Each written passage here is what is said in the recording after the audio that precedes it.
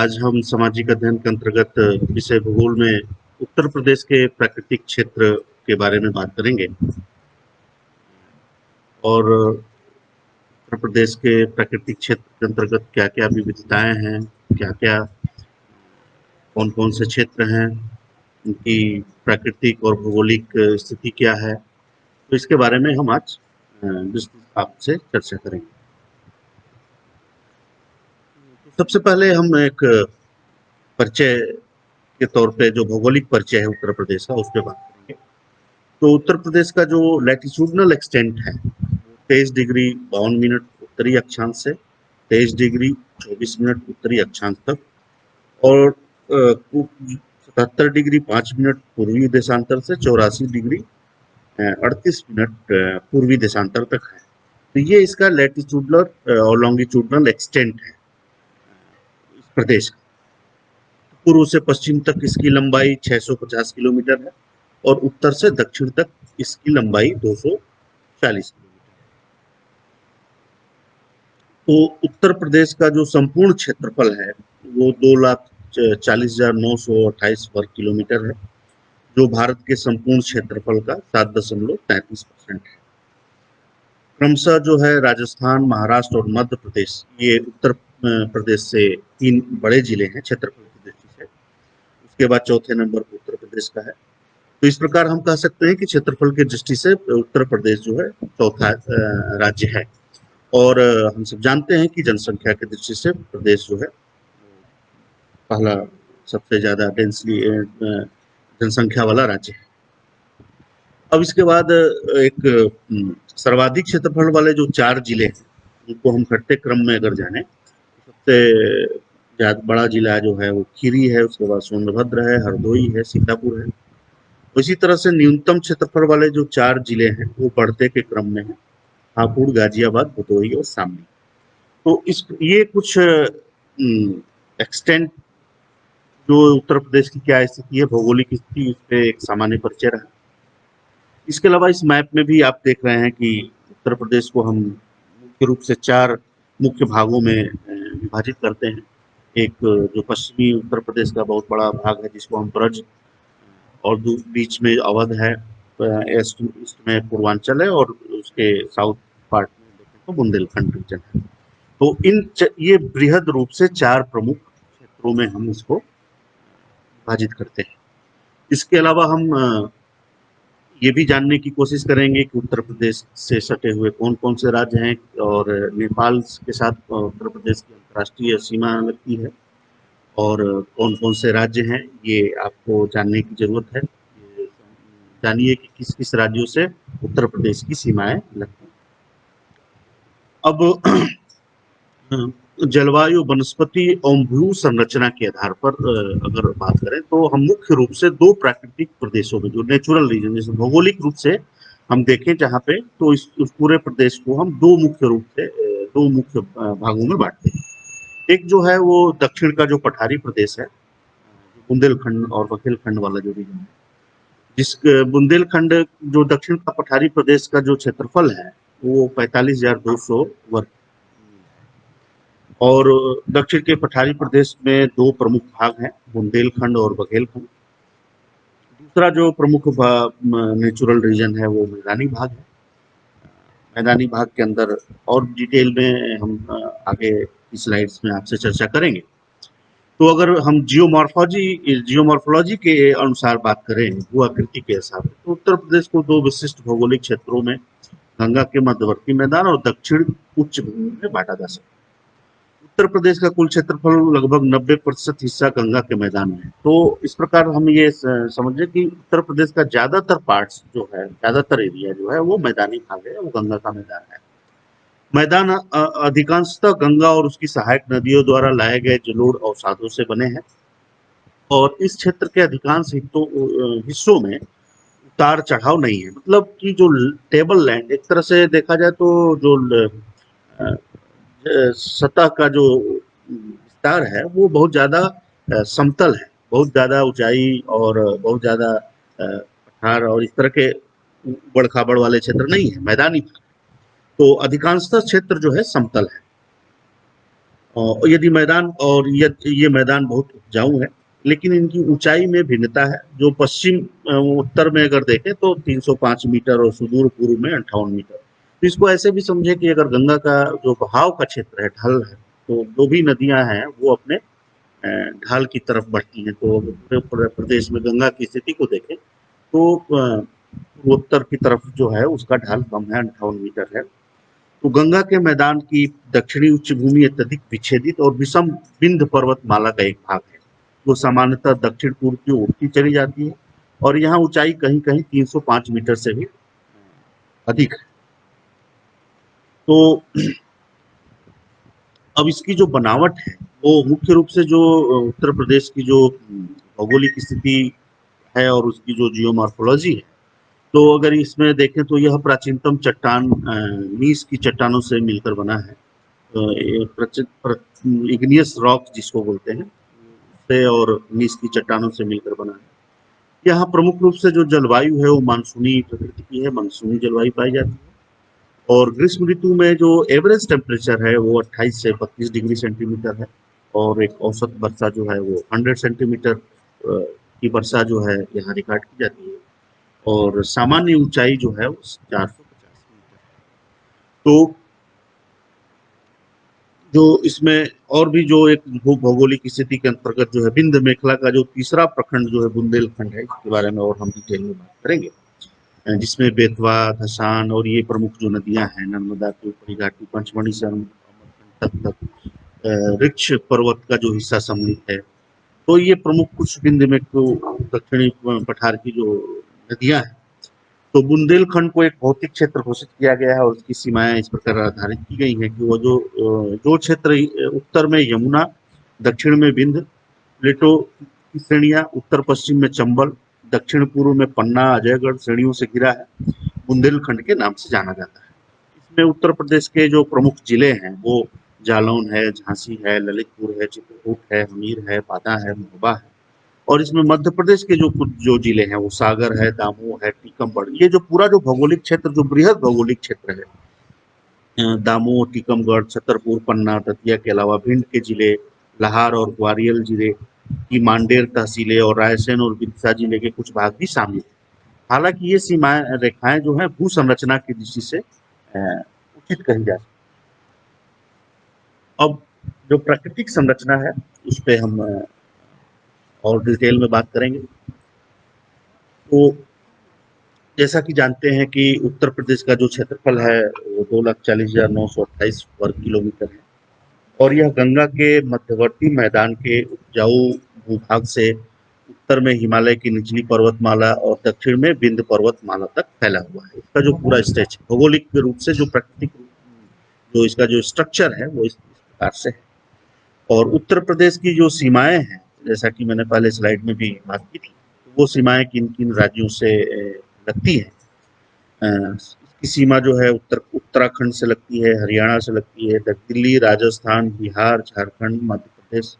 उत्तर में नेपाल के साथ अंतर्राष्ट्रीय सीमा से भी जुड़ा हुआ है। तो ये एक मैप में अगर इसकी स्थिति को देखें, और मैप के साथ आप उन राज्यों कौन कौन से राज्य कहाँ कहाँ किस बॉर्डर के साथ हम उत्तर प्रदेश से जुड़े हैं, उनकी क्या स्थिति है, नॉर्थ में कौन सा राज्य है, दक्षिण में कौन सा राज्य है, इस तरह के बहुत सारे जो प्रश्न जो है मैप बेस्ड जो प्रश्न होते हैं, इस तरह के प्रश्न पूछे जाते हैं।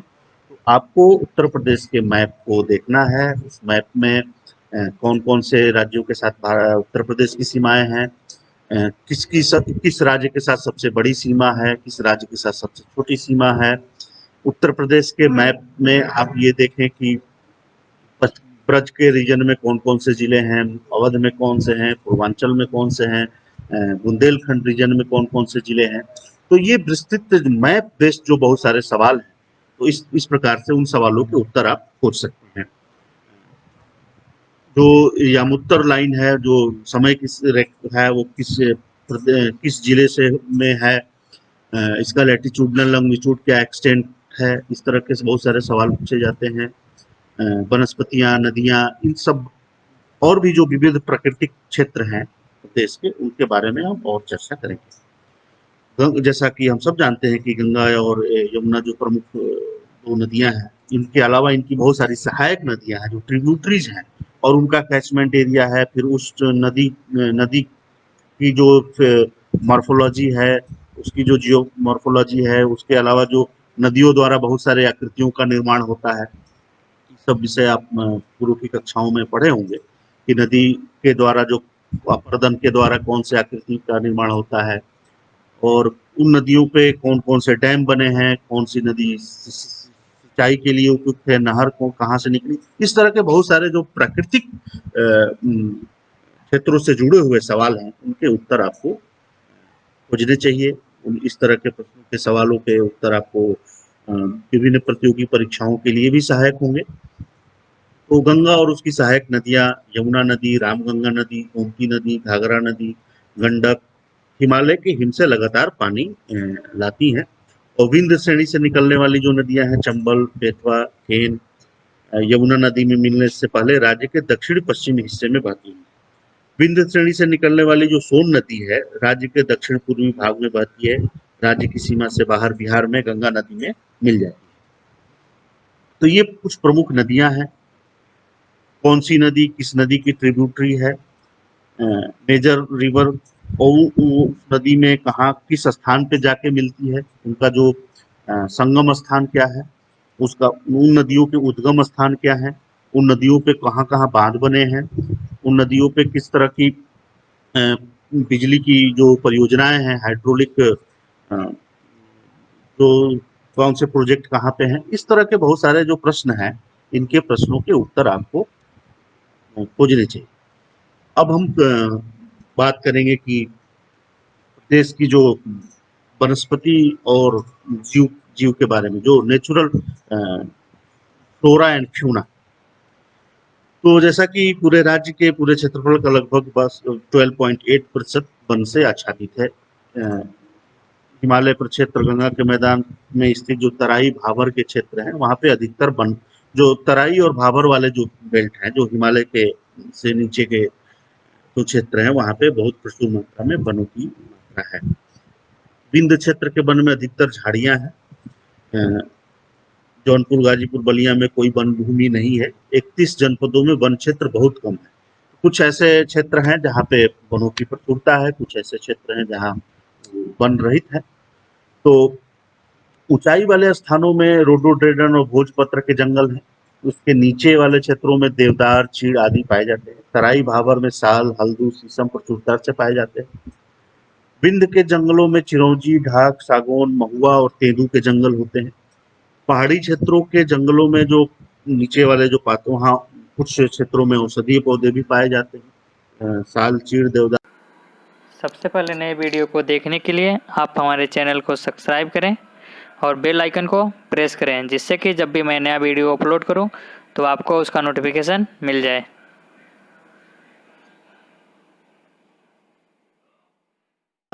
और शीशम के पेड़ों का भी निर्माण कार्य के लिए इनके लकड़ी का प्रयोग होता है। बबूल के अनेक प्रकार के रंग, बांस के पेपर उद्योग और तेंदू से बीड़ी बनाई जाती है। बेंत का उपयोग टोकरी और फर्नीचर में होता है। तो ये कुछ जो वनों से होने से जुड़े हुए जो उद्योग हैं, उनमें इन बड़ों वनों का बहुत व्यापक योगदान है। जैसा कि आप तेंदू तेंदू के पत्ती से बीड़ी बनाई जाती है, एक बहुत बड़ी इंडस्ट्री है। बांस पे से के उससे पेपर इंडस्ट्री के रूप में बांस को हम रॉ मटेरियल के रूप में यूज करते हैं। तो ये कुछ वनों के आर्थिक महत्व हैं, वनों के जो विस्तार के जो क्षेत्र हैं, उसके बारे में हम यहाँ पे थोड़ी सी बात की। अब हम थोड़ा डिटेल में हम बात करेंगे। जो जैसा कि हमने कहा कि जो दक्षिण का जो पठारी प्रदेश है, उसका क्या भौगोलिक इम्पोर्टेंस है और उसकी क्या जियोमॉर्फोलॉजी है, इस पे आपसे बात करेंगे। तो इस जो अगर पठारी प्रदेश की जो संरचना, प्राकृतिक दशा क्या है, उसकी वहाँ की मिट्टी क्या है, जलवायु के अनुसार इन बेसिस पे संरचना, प्राकृतिक दशा, मिट्टी और क्लाइमेट के अनुसार हम दो भागों में विभाजित किया जाता है। प्रथम में मध्य भारत का जो पश्चिमी वाला पठारी भाग है, जो बुंदेलखंड के पठार का एक भाग है। यहाँ पे जो चट्टाने हैं, वो नीस नामक चट्टानों से निर्मित है। झांसी इस भाग का जो केंद्र है। दूसरा जो पूर्व में विंध्याचल की श्रेणियों में सोन के उत्तर में और प्राचीन चट्टानों से सोन के दक्षिण में बना है। इसके उत्तर स्थित गंगा के मैदानी भाग में मिर्जापुर बसा है। इसे मिर्जापुर का पठार भी कह सकते हैं।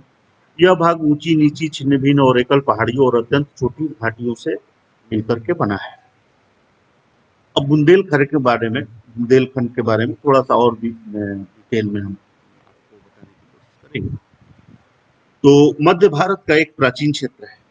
तो इसका प्राचीन नाम जो था बुंदेलखंड रीजन का, वो जिजाक थी। इसका विस्तार उत्तर प्रदेश, मध्य प्रदेश में है। बुंदेली इस क्षेत्र की मुख्य भाषा है। भौगोलिक और सांस्कृतिक विविधताओं के बावजूद बुंदेलखंड में जो एकता और समरसता है, उसके कारण यह क्षेत्र अपने आप में एक अनूठा है। बुंदेलखंड की जो सांस्कृतिक स्थल हैं, कि बुंदेलखंड का जो भौगोलिक विस्तार है, वहाँ पे प्राकृतिक विविधताएं हैं, इसके बारे में हम डिटेल में बात करेंगे।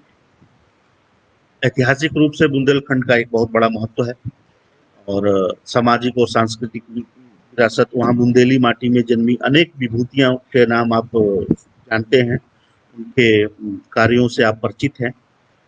इतिहास में अगर ऐतिहासिक दृष्टि से कुछ ऐसे महान विभूतियों के बारे में बात करें तो चंदेल शासक विद्याधर चंदेल, अलाउदल के बारे में आप सब जानते होंगे। खेत सिंह खंगार, महाराजा छत्रसाल बुंदेला, राजा भोज, कवि पद्माकर, झांसी की रानी लक्ष्मीबाई, डॉक्टर हरि सिंह गौर, मैथिली शरणगुप्त, मेजर ध्यानचंद, गोस्वामी तुलसीदास, माधव प्रसाद तिवारी, ऐसी अनेक महान विभूतियां इस क्षेत्र से बिलोंग करती हैं और इनके अपने अपने क्षेत्रों में अद्वितीय योगदान रहा है। महारानी लक्ष्मीबाई का योगदान लड़ाई जो 1857 का विद्रोह था, उसमें आप सब जानते हैं भली भांति।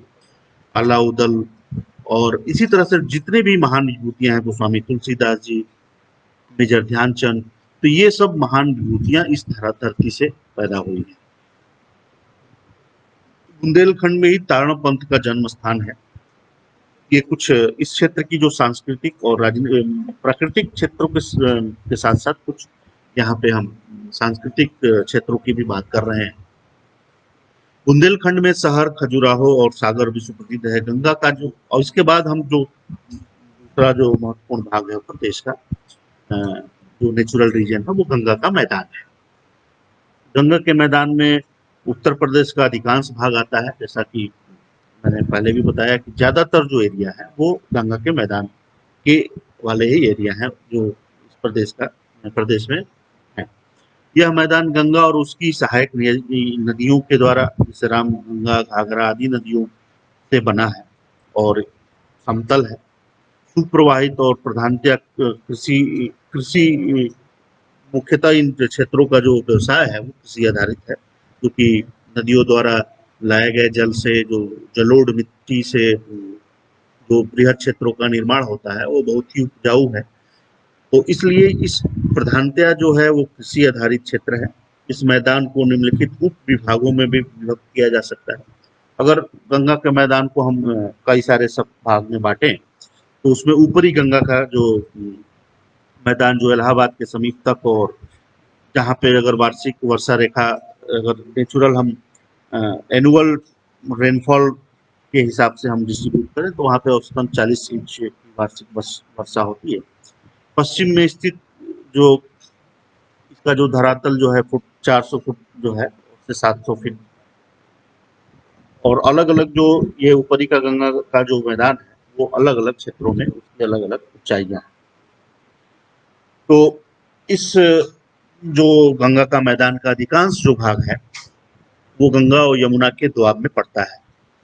दो नदियों के द्वारा जो बनाए गए क्षेत्र हैं, जहाँ उसको दोआब वाला भाग है वो गंगा और यमुना का जो दोआब है। और गंगा की तलहटी में जैसे हम ऊपर उठते हैं जाते हैं, वर्षा की मात्रा कम होती जाती है।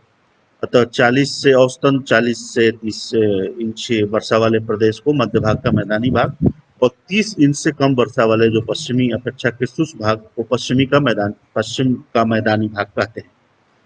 अब इसी में जो दूसरा है वो मध्य गंगा का मैदान है। इसका अर्ध भाग इलाहाबाद से पूर्व उत्तर के पूर्वी जिलों में पड़ता है। शेष भाग अर्धभाग बिहार पटना नगर तक पहुंचता है। इस भाग में गंगा की सहायक नदियां घाघरा, गंडक, सोन आदि बहुत जल लाती हैं और इन नदियों की तलहटियों द्वारा एकत्र मिट्टी के कारण अत्यंत छिछली हो गई है। अतः वर्षा ऋतु में नदियों का मार्ग परिवर्तनीय होता रहता है। नदियों का जो कटाव का जो क्षेत्र है, वो इन नदियों के द्वारा बहुत सारे ऐसे क्षेत्रों का निर्माण होता है जहाँ पे नदियां उन क्षेत्रों को काट करके अपने उसमें नदी कटान का क्षेत्र भी व्यापक रूप से है इस भाग में। अतः मध्य गंगा की तलहटी में अनेक छिछली झीलें, दलदल और लवण पात्र हैं। या तो नदियों द्वारा पुराने गए छोड़े मार्ग, तो पुराने मार्ग हैं, जैसे नदियों के जो रूट का डाइवर्जन होने से कुछ भाग जो है झील के रूप में परिवर्तित हो जाता है। तो इन नदियों में गंगा नदी के दक्षिण में तंग पट्टी की भूमि अधिक सूखी और यहाँ दलदल बहुत कम है। इसी से जुड़ा हुआ एक और जो तराई वाला जो मैदान है, गंगा के मैदान और उत्तर के हिमालय का जो पादप पर्वतीय एवं भाबर प्रदेश के मध्य एक सकरी पट्टी है, जिसको तराई का जो बेल्ट कहा जाता है, जिसका धरातल मैदानी भाग से अपेक्षाकृत ऊंचा, परंतु जल की निकासी बहुत ही व्यवस्थित तरीके से नहीं हो पाती है और जो नदियां भाबर प्रदेश में धरातल के नीचे चली जाती है, वे इस भाग में धरातल पर आ जाती है। तराई वाले रीजन में नदी जो है भाबर के क्षेत्रों में जल जो है नदियों का ज्यादातर जो जल है वो जमीन के नीचे नीचे बहता है, फिर तराई के रीजन में वो ऊपर आ जाता है। और तराई का भाग बहुधा लंबी मोटी घास वो जंगलों के से ढका रहता है। ये वेट रीजन है एक तरह से यहाँ पे। और यहाँ पे जो यहाँ की जो जलवायु है वो आर्द्र और वो स्वास्थ्य के लिए बहुत अच्छी नहीं मानी जाती है। और यहाँ पे बहुत ज्यादा क्योंकि वेट होने की वजह से, नमी होने की वजह से बड़ी बड़ी घासें हैं और पानी का बहुत ज्यादा तो दलदल होगा और उसमें मच्छरों का भी, तो ये एक तरह से मलेरिया प्रोन रीजन भी है। तो अतः यहाँ और यहाँ पे देखा जाए तो जनसंख्या भी बहुत कम है। तो तराई के मैदान की जो मिलन रेखा पर नगरों की एक पंक्ति मिलती है, जिसमें सहारनपुर, पीलीभीत, खीरी, बहराइच, गोरखपुर आदि नगर जो है प्रमुख नगर बसे हुए हैं।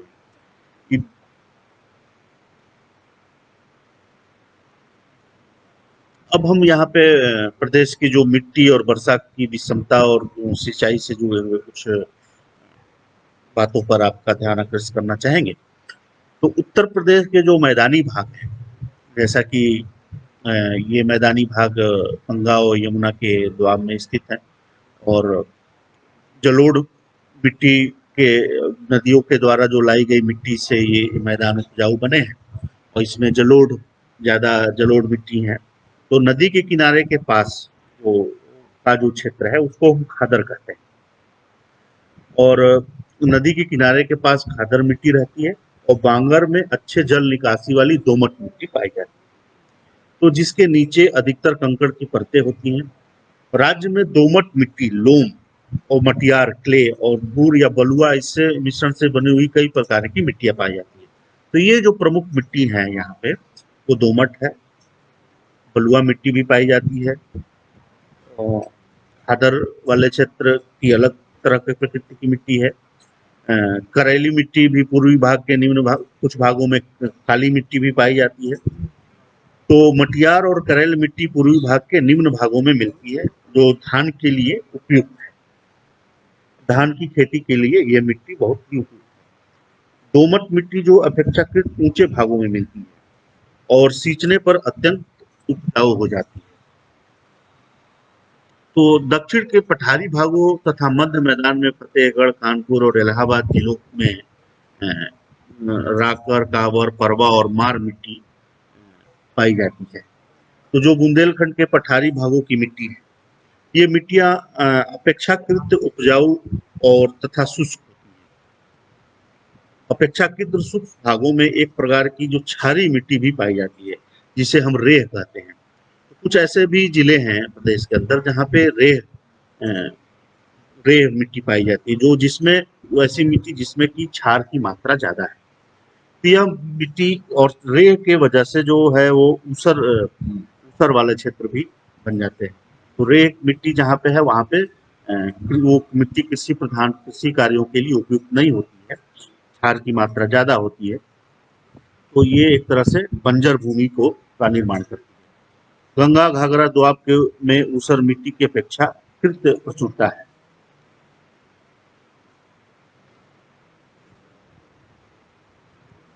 तो अभी हम उत्तर प्रदेश के जो प्राकृतिक क्षेत्र हैं, उत्तर प्रदेश की भौगोलिक स्थिति क्या है, उत्तर प्रदेश में जो प्रमुख नदियां हैं, उत्तर प्रदेश के प्रमुख वनस्पतियां क्या हैं, वन क्षेत्र क्या हैं, उनका विस्तार क्या है, तो ये हमने कुछ प्राकृतिक क्षेत्रों के बारे में आपसे चर्चा की।